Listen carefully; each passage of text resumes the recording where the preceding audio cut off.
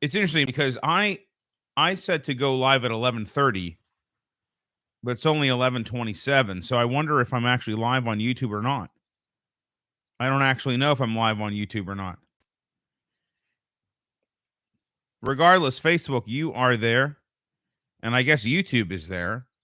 Go to tmpspodcast.com, head over to YouTube, type in my name, and you'll see my live. It is TMPS Nightcap, the late night show that goes along with my podcast, The Michael Papinchak Show, which you find at tmpspodcast.com. We're on Facebook. We're on Twitter. We're on iTunes. We're on Spotify. We're on YouTube. We're all over the place. Find us. Please subscribe, share, do all that good stuff. Show your friends, show your family, and all that stuff. But this is the late night show. I got to remember to look out there to my camera for my YouTube live people, but we're going to be starting here in a little bit. So thank you so much for watching on Facebook. Head over to YouTube. So the easiest way to find me is go to tmpspodcast.com. And if you scroll down, there's a picture that says TMPS Nightcap. That's what you're watching right now. TMPS Nightcap is my late night show at 11:30. Almost every single weeknight. I try to do it every single weeknight at 11:30 p.m., just like Johnny Carson used to do. Weird, wild stuff. And I got my nightcap here, my old-fashioned. I smoked a cigar earlier. Listen, if I could smoke a cigar in my house, I'd have one while I'm doing the show, but I can't smoke a cigar in here. So if I could, I'd be smoking a cigar the whole show. Let me tell you something. I definitely would be, but I can't. But I can have an old-fashioned. So my favorite drink's a Manhattan, but I can't make a Manhattan to save my life. It tastes like garbage when I make a Manhattan. But an old-fashioned, I can handle. 11:29. Let's get the show started, ladies and gentlemen. Thank you so much. Oh, you know what I forgot to do? I forgot to do something. Here we go. I forgot to do something.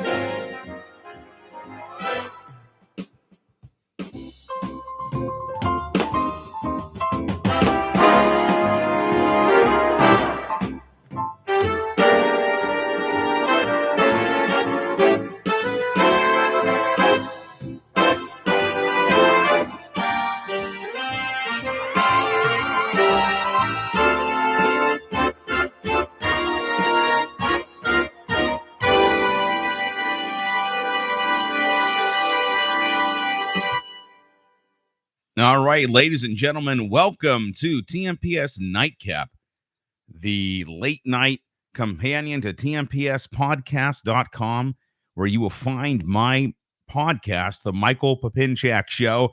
Head over to tmpspodcast.com, like, share, subscribe, all of that good stuff. I now have this late night show on YouTube where I have myself a nightcap and talk about the, major things of the day. And Dean was chiming in on Facebook. I do a Facebook Live up here. We can definitely grab a cigar sometime. That is not a problem at all. Let's grab a cigar, have a chat, have a drink. I would love to do that. So, ladies and gentlemen, just recorded last night was TMPS 119. That will be coming out for all of you guys to listen to. I just edited the show today. It'll be out tomorrow, which is Friday, which is the typical day that the podcast does come out. So you can go to tmpspodcast.com, Spotify, iTunes, SoundCloud. Now we're on YouTube. We're doing this live show on YouTube, this live late night show. You can find us there, but tmpspodcast.com, TMPS 119 will be out tomorrow. Jason and I talk about pro wrestling, Tiger Woods, the Pittsburgh Penguins, the Johnny Depp trial, which I still know nothing about, but it's happening. We talk about wine. We talk about Formula One. And we talk about the fact that after all the years of doing the show, there is still no mini fridge in this studio. And Jason's like, I brought my own drink because I've yet to provide me or my guests or my co-host a mini fridge, which would offer beverages, refreshments, if you will, to my guests. But I just haven't, one of the things is, what would I guess just bottles of water. Like, I don't even know what people like. Like, I drink Diet Pepsi. That's all I drink. So, like, if it was up to me, it'd be full of Diet Pepsi. But, not everyone drinks that stuff. So, I guess this is more of a BYOB kind of situation. If you want to be on the show, hey, I had a guy on the show, 10 Cartoni. He not only brought himself a drink, he brought himself a bag full of Chick-fil-A sandwiches, and it was like a clown car. He just kept pulling sandwich after sandwich out of this bag. He didn't have fries or anything. It was all about the sandwiches. So let's do a quick watch check. Here is another Breitling. I had a Breitling on the last time. It was a Breitling Sky Racer. This is a Breitling Endurance Pro. It is quartz, rubber band that says Breitling, that bright light case. Also not as expensive as other Breitlings. I wanted the blue one because blue is my favorite color. They didn't have the blue one, but I really wanted that watch. So as I was looking at the colors that they did have, yellow is Breitling's color. Plus, I'm in Pittsburgh, and we all know black and yellow, that black and gold, those are Pittsburgh colors. So I was convinced, and I went with the yellow. And speaking of Pittsburgh black and yellow, the Pittsburgh Penguins officially have now reached 16 consecutive playoff berths. And let me read what it said on Instagram in relation to 16 consecutive playoffs for the Pittsburgh Penguins. This is the longest active postseason streak among all teams in the major North American professional sports leagues. So we're not just talking about football. We're not just talking about hockey. We're not just talking about baseball. We're not just talking about basketball. I don't even know if they consider soccer part of this. Probably not. It is the longest active postseason streak among all teams in the major North American professional sports leagues. That is unfrickin' believable. When you listen to TMPS 119, which will be up Friday, April 15th, it is edited. I'll post it tomorrow because I do advertise that new podcasts come out every Friday. Whether that happens or not, well, it sometimes happens, sometimes doesn't. It is what it is, but you know what I mean. We all have busy lives, but I do my best. Now, I'm not going to go into detail because if you want to hear Jason, who is the hockey whisperer, if you want to hear Jason's opinion on this playoff berth, you got to listen to the podcast at tmpspodcast.com. Go over there and connect. There are links to us on iTunes, link to us on Spotify, links to us on SoundCloud.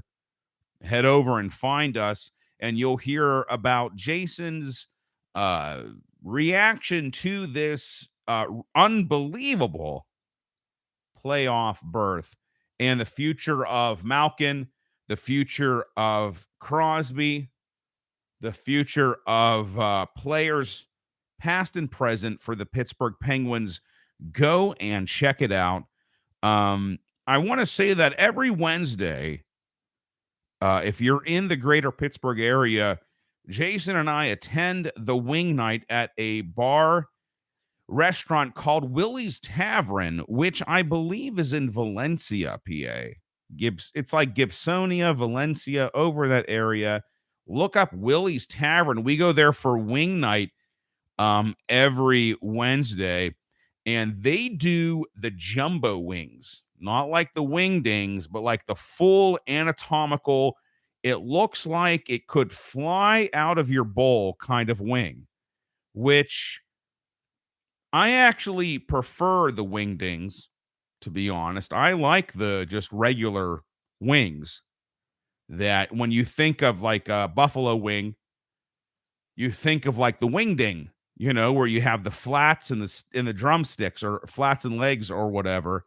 But Willie's does the full wing. And I got to tell you, they are phenomenal. My favorite flavor is garlic parmesan followed up by liquors. And then I think they have like a wing dust. I do like a dry rub from time to time. And I believe they call their dry rub wing dust. So when we got to Willie's on Wednesday, they were having a meeting. The owner and everyone were having a meeting, and there was no music on. The lights were on. And we got there, and we were like, what's going on here at Willie's tonight? Well, the meeting of the minds, the board of directors for Willie's were having a meeting. Some guy spilled his drink. There was a whole thing. But it was kind of weird sitting there with no music and the lights on, and it just felt kind of odd. And it made me think maybe they should have the meeting somewhere else, so us customers could feel comfortable with music on, having our wings and having our drinks. But so every Wednesday, because it's wing night, it's usually the same crowd. And there's an older couple that Jason and I have befriended, and I think Jason mentioned that we had just recorded a podcast, and now we're out here having wings. And she said, "How could I listen to your podcast?" Well, this opened up a basically a tutorial on how she can use her iPhone, and had no idea how I don't think she knew she could even listen to podcasts on her phone, let alone where it was on her phone. The fact that she has already downloaded on her phone the podcast app. So what happened was we were at one end of the bar. We actually moved next to them because I had spent so much time over there showing her how to use her phone. And then I said, well, then you got to go on YouTube to watch us YouTube live. And that was a whole nother thing. She goes, what's YouTube? And I said, listen, master how to listen to the podcast. Then next Wednesday, when we see you for wing night again, we can go over how to use the YouTube. So you can watch me YouTube live every night at 11:30, just like Jimmy Fallon, Jimmy Kimmel, and all those late night guys. You can find me here every weeknight at 11:30 p.m. for this weeknight show. And the unique thing about my weeknight show is you can participate. You can chat on Facebook. You can chat on YouTube. You can chime in, ask my opinion about things, or maybe comment on what I bring up, which leads me to Kim Kardashian. So we all know Kim Kardashian, right? And we all know Pete Davidson, the guy from Saturday Night Live. They're dating apparently, and apparently she wants kids with him. She wants more kids. I don't know if Pete Davidson has like a 13-inch dong or what, but the guy to me just is not that impressive of a fellow. I'm sorry to say. I don't know. He looks very sickly.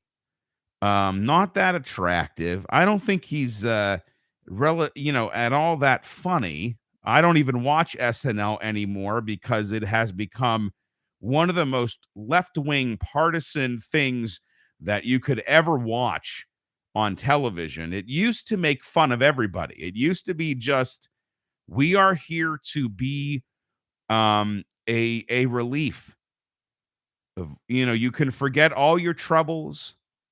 It doesn't matter what side of the fence you're on, what side of the aisle you're on. We're going to just make fun of everyone equally and just have a good time and get some laughs. Now it is just like CNN and everything else, Twitter, which I'll be getting to Twitter later. It is just a left-wing mainstream media. It's really unbelievable. So I don't even watch it anymore. I haven't watched it in years. And my dream in life was to be on SNL. That's what I really wanted, and I've obviously never got there. Never even attempted. I never even came close. I mean, it's not like I tried or anything. But it was a dream of mine. I really, really wanted it, but it just wasn't in the cards for me. So now, because I can afford a microphone and I figured out how to go on YouTube Live, I could have my own late night show, just like Jimmy Fallon, who was on SNL, now has his own late night show on The Tonight Show. Well, I can do that too, because I figured out how to turn on YouTube Live, and I bought a camera.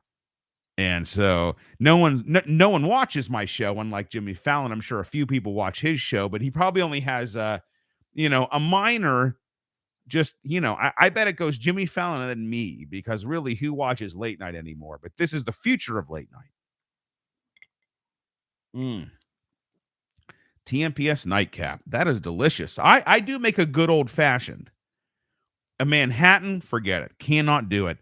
I'm so confused about this Pete Davidson character and why Kim Kardashian, after Kanye West, would think, when you look at Pete Davidson, kind of a sickly fellow, and you're Kim Kardashian, and you say, I want more kids with this guy. What kind of genetic roulette are you playing, Kim? I mean, I'm sure there's some basketball player who is 6'8", very strong, who could give you genetically much better offspring than Mr. Davidson. But hey, you do you, Kim. You do you. So I discussed last time that we did lose the great comedian Gilbert Gottfried.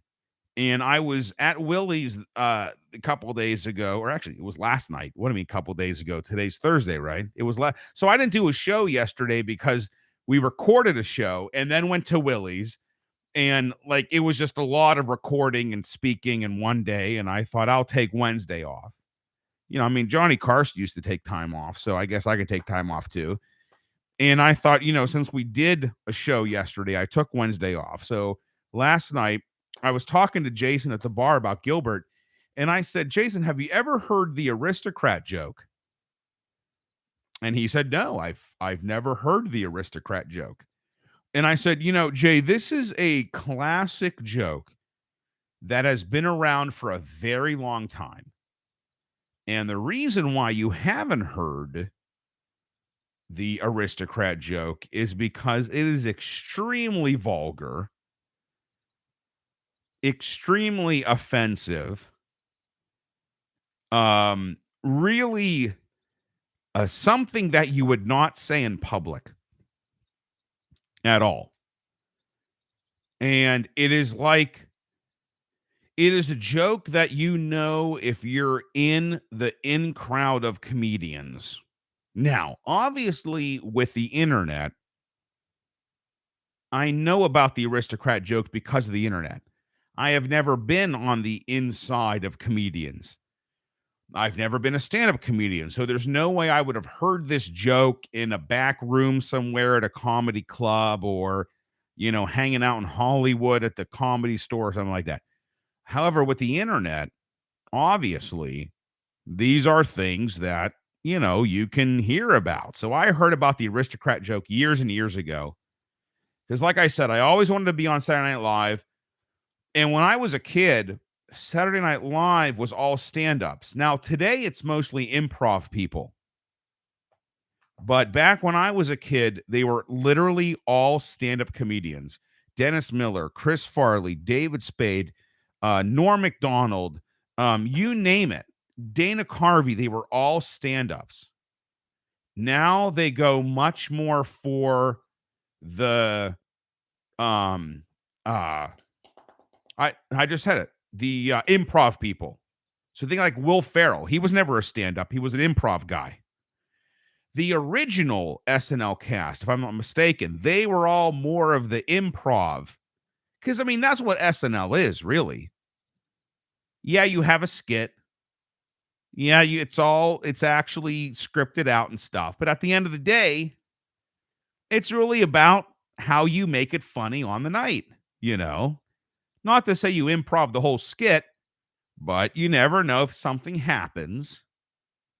You have to be able to be flexible and maybe realize that if you improv a little, it can be funnier in that moment. But when I was a kid, they were all stand-up comedians. So I thought to be on SNL, I had to be a stand-up. So I've often made my New Year's resolution for 2021 was to do stand-up, and I never did it. I was going to put a few minutes together and find an open mic and do stand-up because that has been my dream my whole life. I am approaching 40. In a few years, I'll be 40, and I have never done stand-up. It's been a dream of mine, but it's weird that it's been such an amazing dream of mine, but I've never even been close to doing it. And I think it's because, like, it's just never, ever been in my vicinity. It's never been, I don't know any stand-ups. I never had a friend who wanted to be a stand-up. Not to say that you need to, but I think I've only been to a comedy club once in my life. I never even went to comedy clubs. I lived in New York City for 5 years, didn't go to one comedy club. Didn't go to one live recording of a comedy special or anything. There was so much other stuff going on. But do yourself a favor. My point with that was because I've been researching and loving stand-up for basically my entire life, the Aristocrat joke would obviously eventually come into my purview. So go on YouTube. So this joke was always told in private because of how vulgar it is. And the joke is not, you only have a premise. And it's up to the comedian to fill in. It's not like a word for word scripted joke. Like a knock knock, who's there? Or, why'd the chicken cross the road? It's more of you have a premise, a setup. You fill in the gaps, and then you know the end. And basically the idea is how could each individual comic with their own unique point of view fill in those gaps and maybe take it to the next level. And Gilbert Gottfried did it on TV. I'm assuming that was the first time it was ever said in public. I'm assuming. I can't imagine it was ever said in public before. But Google Gilbert Gottfried doing the Aristocrat joke, and I believe it was at the Hugh Hefner roast back in like 2021. It was like not that long after 9/11. And it was kind of like this, after 9/11, everyone was like, when can we laugh again? When can we have a good time? This huge tragedy. When can we smile again? And I think it was like Gilbert saying, listen, we need to move on. Here's the most famous, vulgar, perverted, R-rated, X-rated joke you'll ever hear. This is Hugh Hefner, and it's time to laugh. Go check it out. It's hysterical. And just quick, in Pittsburgh news, I did mention the Pittsburgh Penguins. The Pittsburgh Pirates owner. So if you're from Pittsburgh, because this is a Pittsburgh area show, I mean, anyone can listen to it. I don't talk about Pittsburgh all the time. Let me reconnoiter myself here and maybe get a sip of my nightcap because it is Tmps nightcap. So famously, the Pittsburgh Pirates suck. And the Pittsburgh Pirates suck because the owner uses the Pirates as a way to fund his other interests, if you will. It's basically like win or lose, he's going to make, as the owner, a certain amount of money. And compared to me and you and I, it's an amount of money we'll never even get close to, just for owning them, win or lose. And to try to win, he'd have to spend a lot of it on players, so he doesn't do it. It goes to the ski slopes and everything else. And it's so funny, like every year, they'll sign like a big, they'll sign like a player that's really good. And the owner will say, we signed this person and structured his contract to build a truly championship caliber team. And you read these and you see these articles and these headlines, and you think this guy has not even come close to building a championship caliber team since he has owned the team. So they signed this Cabrian Hayes. I don't even know what he does for the team. He could be a pitcher, outfielder, batter. I don't even know. Well, they're all batters, but like you know what I mean. And it's just so funny to like this guy who owns the Pirates. Like, we've been begging this guy, the citizens of the greater Pittsburgh area and all the Pirates fans out there have literally been begging this guy to sell the team to someone who actually wants to win, who is actually committed to investing in the team and not just in himself. And when you read things like this, we're to build a truly championship caliber team. That was his quote. And when a Pittsburgh Pirate fan or just a Pittsburgher in general reads that, it's not even, you just know it's not even like remotely serious. Oh, after all these years, now you want to build a championship level team? Get at. So my grandfather would say, my old Italian grandfather, get out. My grandfather was like so if you're a Sopranos fan, he was like a combination of Paulie Walnuts and Johnny Sack. He could be kind of funny like Paulie Walnuts, but he had that seriousness of Johnny Sack.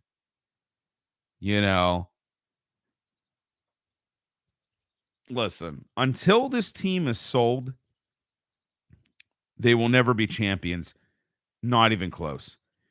The Pittsburgh Pirates are unfortunately a farm team for the rest of the league, and that's just how it is. That's just how it is. I was watching TV, and I think it was the Yankees, and there's Garrett Cole. So I don't watch baseball much. But I was watching, we were at a bar, Jason and I, or whatever, and it was the Yankees and the pitcher, and I was like, God, that pitcher looks so familiar. The last time I saw that pitcher for the Yankees, he was a Pirate.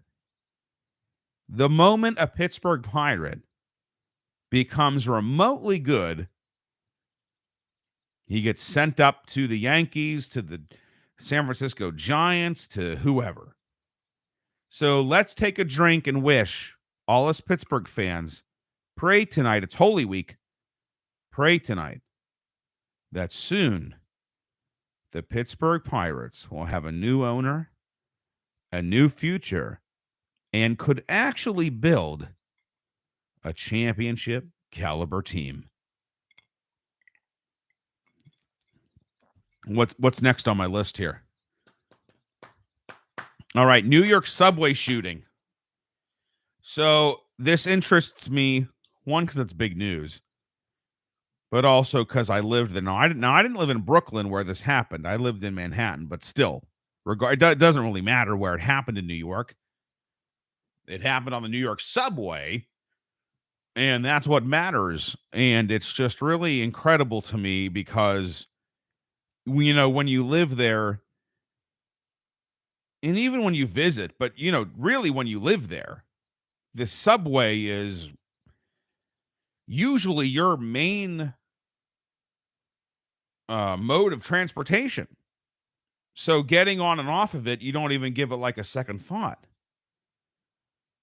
I got to go somewhere. You have your subway stop wherever you live. You have your trains. You do your thing. And it's just incredible. What's funny? It's not funny, but it's interesting that when I was in New York, there was a subway crash. So I don't know if you guys know this, but there are points on the subway. So the majority of the subway is underground. Or usually if you go to New York City to see the sights and to see a Broadway show, 99% of the time, if not 100%, you're going to be underground. But there are points in New York where the subway goes above ground. And one of those points is where I used to go to school.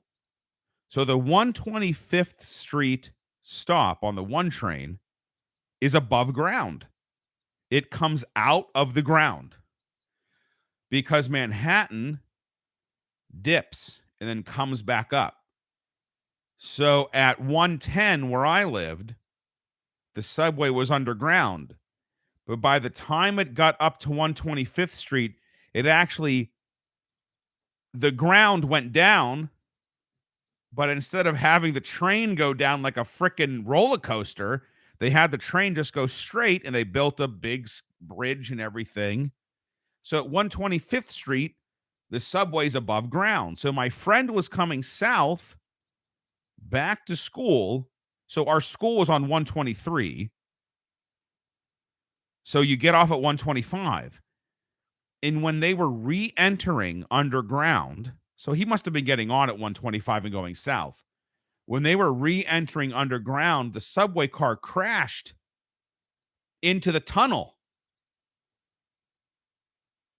And I heard about this, and I texted my buddy. He goes, dude, I was on the train when we crashed. I was like, you were on a crashed subway train? He goes, yeah. I was like, holy shit. Look at me. I'm all the way back here. I couldn't believe it. So you just never know, because when you live there, you jump on and off trains all the time. Just like you drive your car all the time. When you drive your car in the morning, you don't expect to get into a car crash, do you? You don't expect to be carjacked. You don't expect to have guns going off. No, but things can happen. So they arrested a guy named Frank James in the New York City Subway shooting in Brooklyn. Frank James is 62. He was arrested. He's being held without bail. The judge said it's entirely premeditated. They're considering this a terrorist attack, which is so funny because, unfortunately, for people, I believe, of my generation and probably other generations, and I know this is horrible, but when we hear the word terrorist attack, we don't think of a 62-year-old African-American man named Frank James being a terrorist.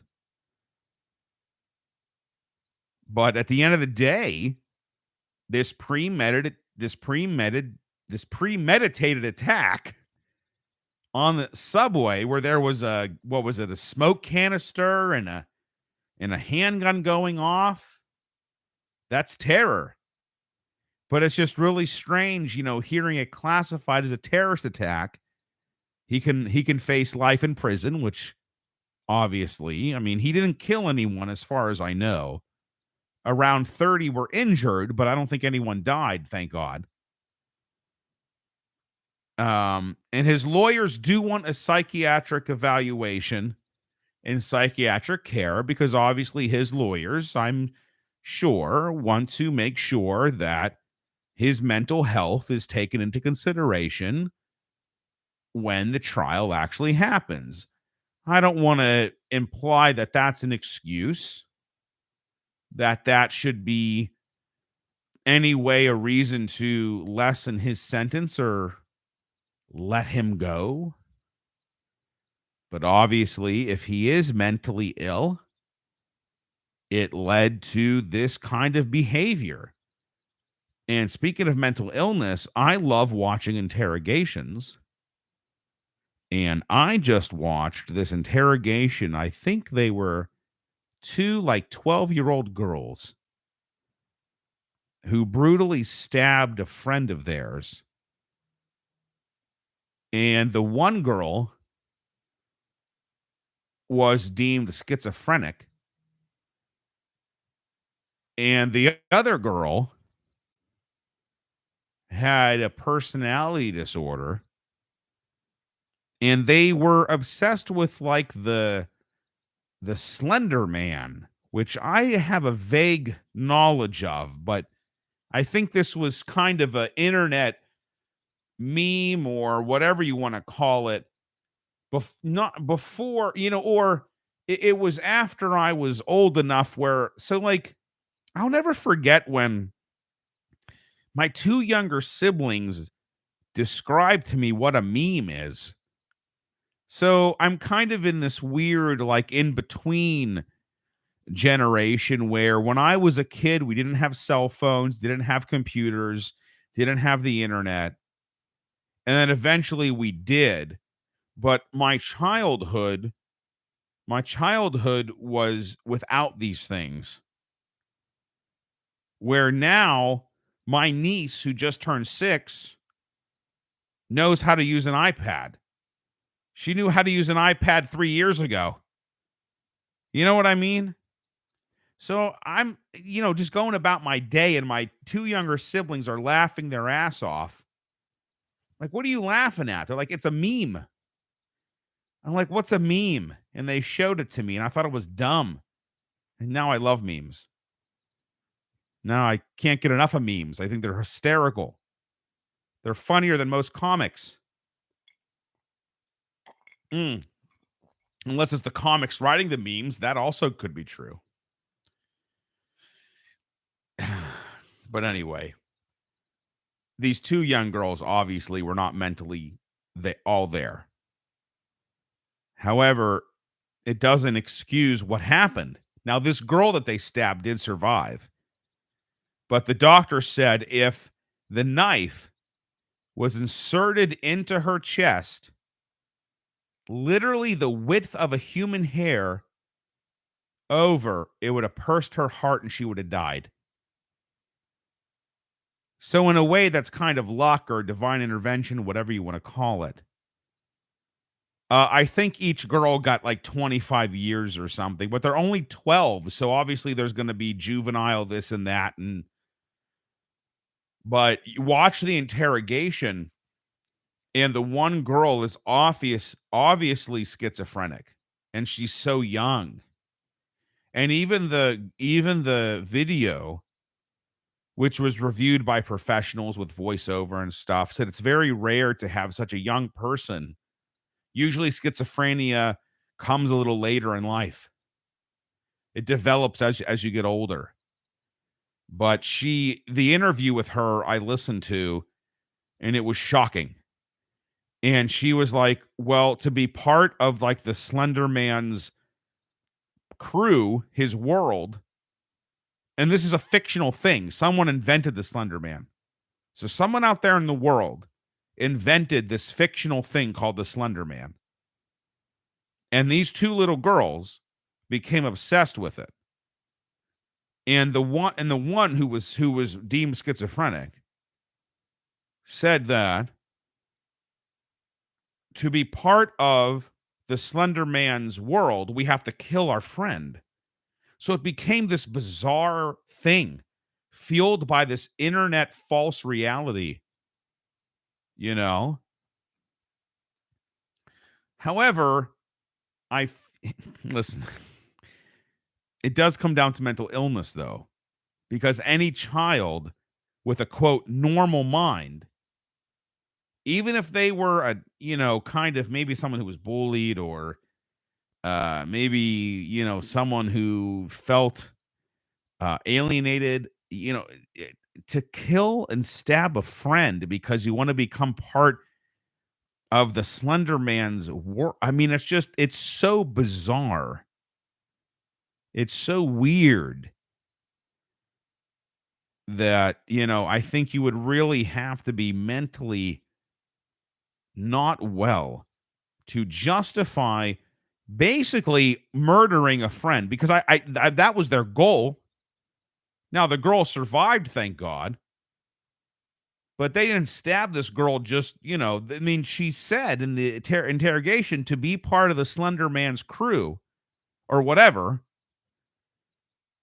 to be one of his apprentices, I think is the word they used. They had to murder their friend. Now, they didn't. So this guy on the subway shooting, the psychiatric evaluation, maybe they're hoping instead of prison, he can go to a psych ward or a psychiatric hospital. But at the end of the day, it doesn't excuse what they did. They still pay a price, whether it's in a prison or a psychiatric hospital. It's not like in a couple months they're just going to walk back out to do it again. Those little girls got like 25, 30 years or something. That's the prime of their life. The childbearing years, the family years, the creating a career years. But if at 12 years old, you're willing to, I mean, can you imagine at 12 justifying stabbing to kill a friend of yours? Unbelievable. Unreal. I love interrogation videos, though. I can watch them all day long. It looks like Mr. Elon Musk, our friend of freedom, has so we all know that he purchased 9.2% of Twitter, which is which made him the highest shareholder. And I think we all knew, based on his ideas about wokeness and free speech, that the 9.2% was just the beginning. He rejected being on the board because they wanted to cap it at 14.9%. And I read that once you own 15% or more stock in a company, you get more like legal rights. So the 14.9%, they were trying to make it so he didn't get legal power. Well, guess what? Elon Musk has offered Twitter $54.20 per share.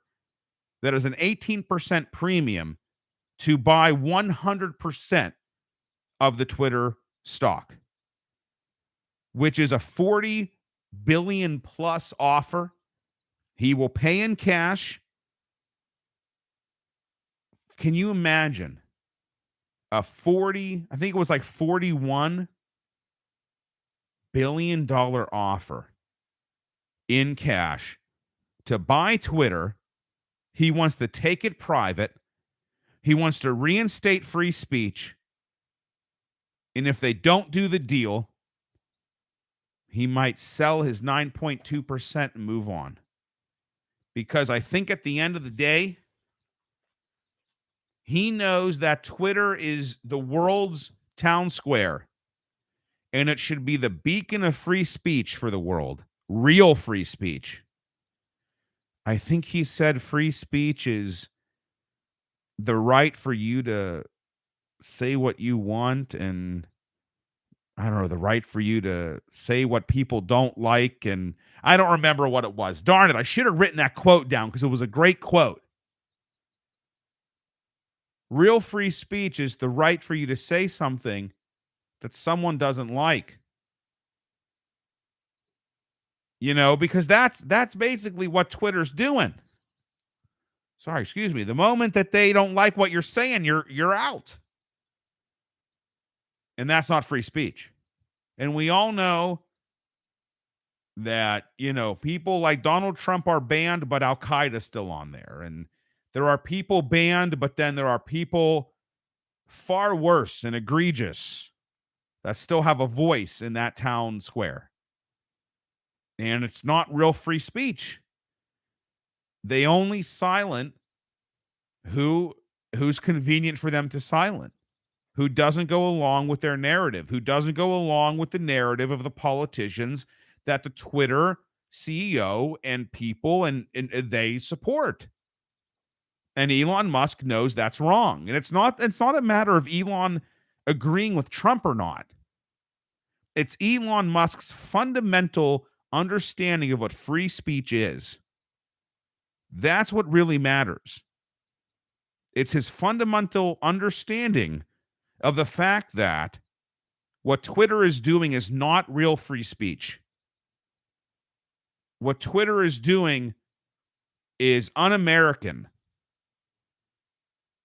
undemocratic, unfreedom. That, at the end of the day, is what he's talking about. It's not about reinstating Trump, though that could be. So, listen, I really don't think this is going to go through. I can't imagine Twitter selling the entire company to Elon Musk. Now, it is an 18% premium. So those who own Twitter at any level are going to immediately get an 18%. So what does that mean? Well, I don't know what 18% below $54.20 is. But $54.20 per share is 18% above what Twitter traded for the day before or the day of this deal or whatever. So a stock at premium means if the stock is $10 a share and you pay $15 a share, you've paid at a premium. And there are reasons for that. I learned in business school, though I never got my degree, but I started an MBA and I never finished it because I was like, I'm going to be an opera singer. I'm not going to be an accountant. I'm not going to be a businessman. So I just knew, but I learned about stocks, premium, and all that back in the day. But premium just means that you're paying above what it actually is worth or what it's trading for. So there could be some people out there who own a very significant amount of Twitter stock who know that they are going to get a cut of that $40+ billion